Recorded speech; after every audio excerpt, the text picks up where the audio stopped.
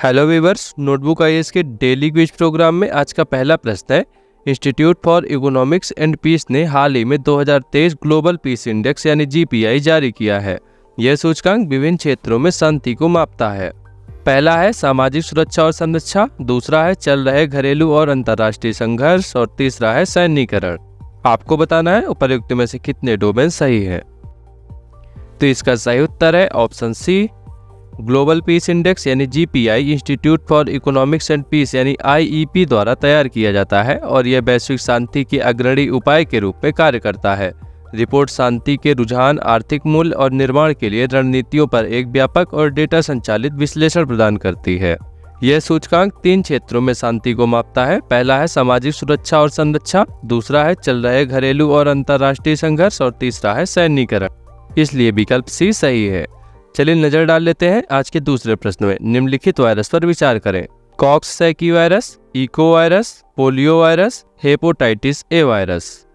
उपर्युक्त में से कितने एंटेरो वायरस में शामिल हैं? तो इसका सही उत्तर है ऑप्शन डी, सभी 4। हाल ही में विश्व स्वास्थ्य संगठन WHO ने कई यूरोपीय देशों में एंटेरो वायरस संक्रमण के बढ़ते मामलों को लेकर चेतावनी जारी की थी। एंटेरोवायरस वायरस का एक समूह है जो पिकोर्न वायरस परिवार से संबंधित है। वे छोटे एकल फंसे आरएनए वायरस हैं जो मनुष्यों में संक्रामक बीमारियों की एक विस्तृत श्रृंखला का कारण बन सकते हैं। एंटेरोवायरस में coxsackie virus, echo virus, polio virus और हेपेटाइटिस ए वायरस शामिल हैं। इसलिए विकल्प डी सही है। चलिए नजर डालते हैं आज के तीसरे प्रश्न में। जियो कोडिंग के संदर्भ में निम्नलिखित कथनों पर विचार करें।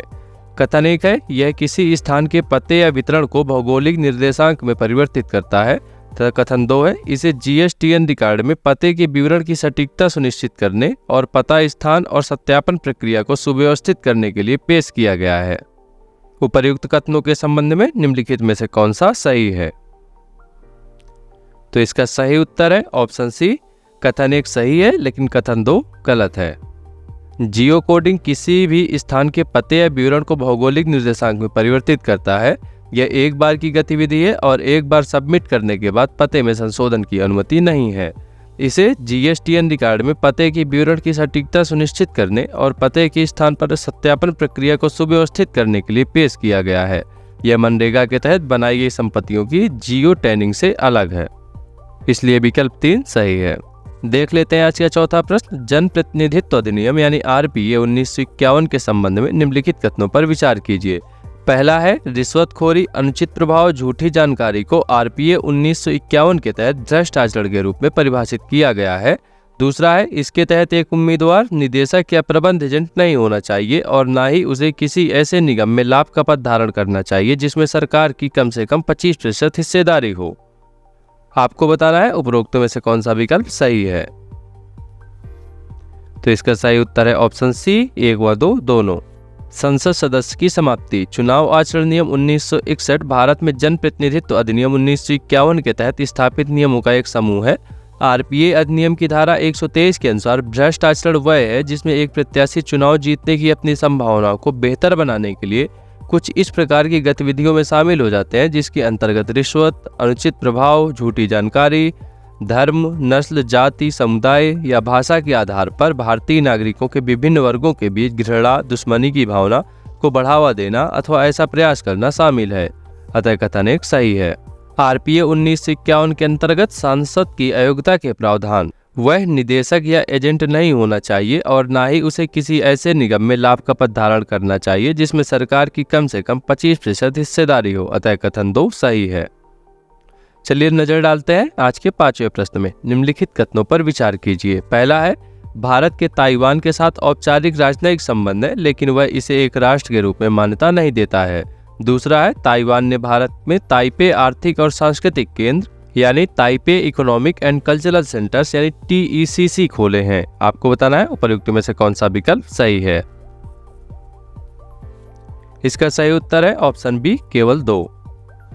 हाल ही में ताइवान ने भारत में विशेष रूप से मुंबई में अपना तीसरा प्रतिनिधि ताइपे आर्थिक और सांस्कृतिक केंद्र खोलने की योजना की घोषणा की है। TECC की स्थापना वर्ष 1995 में दक्षिण एशिया में पहली TECC के रूप में नई दिल्ली, भारत में की गई थी। ताइवान ने बाद में वर्ष 2012 में चेन्नई में एक और TECC खोला था। अतः कथन 2 सही है।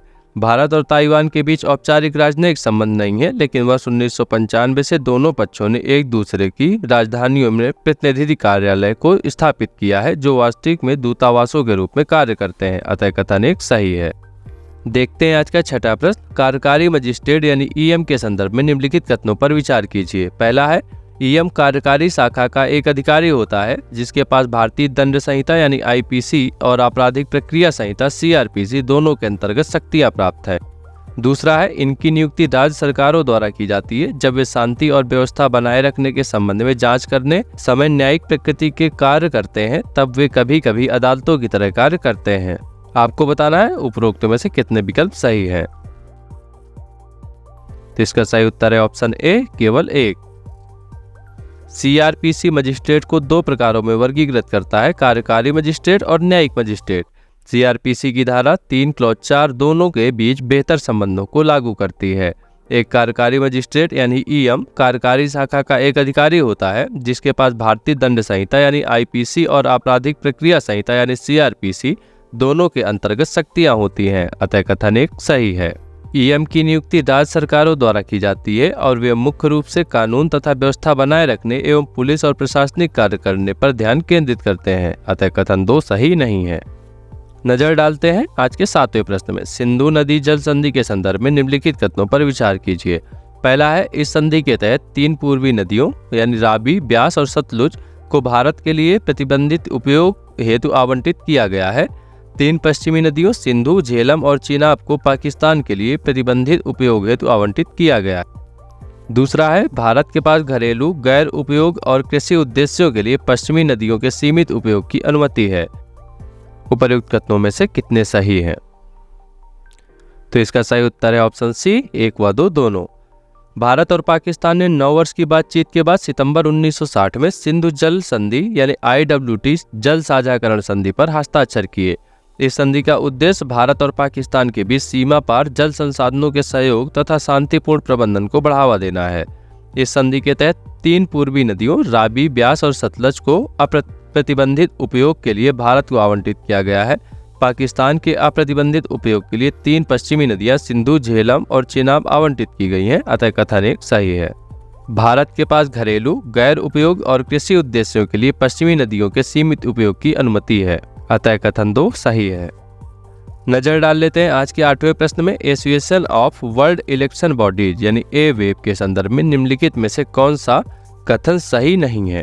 पहला है, एवेब दुनिया भर में चुनाव प्रबंधन निकायों EMB का सबसे बड़ा संघ है। दूसरा है, एवेब का स्थायी सचिवालय न्यूयॉर्क, संयुक्त राज्य अमेरिका में स्थित है। तीसरा है, इसकी स्थापना दुनिया भर में स्थायी लोकतंत्र प्राप्त करने के अपने सदस्यों के बीच साझा दृष्टिकोण के साथ की गई थी।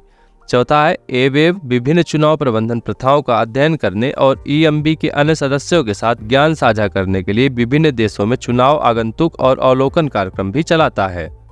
उपर्युक्त में से कितने विकल्प सही नहीं है? इसका सही उत्तर है ऑप्शन बी, केवल 2।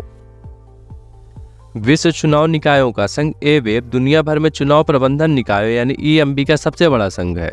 एवेब की स्थापना 14 अक्टूबर 2013 को दक्षिण कोरिया में हुई थी। इसका स्थायी सचिवालय सियोल, दक्षिण कोरिया में स्थित है। अतः कथन 2 सही नहीं है। इसकी स्थापना दुनिया भर में स्थायी लोकतंत्र प्राप्त करने के अपने सदस्यों के बीच साझा दृष्टिकोण के साथ की गई थी। एवेब विभिन्न चुनाव प्रबंधन प्रथाओं का अध्ययन करने और EMB के अन्य सदस्यों के साथ ज्ञान साझा करने के लिए विभिन्न देशों में चुनाव आगंतुक का अवलोकन कार्यक्रम भी चलाता है। नजर डाल लेते हैं आज के 9वें प्रश्न में।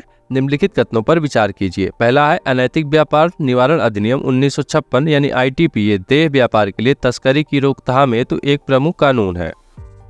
दूसरा है, भारत अंतर्राष्ट्रीय संगठित अपराध पर संयुक्त राष्ट्र अभिसमय यानी कि UNCTOC का सदस्य है। तीसरा है, वेश्यावृत्ति के लिए महिलाओं और बच्चों की तस्करी को रोकने और मुकाबला करने पर सार्क अभिसमय का भारत हस्ताक्षर करता है। उपरोक्त कथनों में से कितने सही हैं? इसका सही उत्तर है ऑप्शन सी, सभी 3।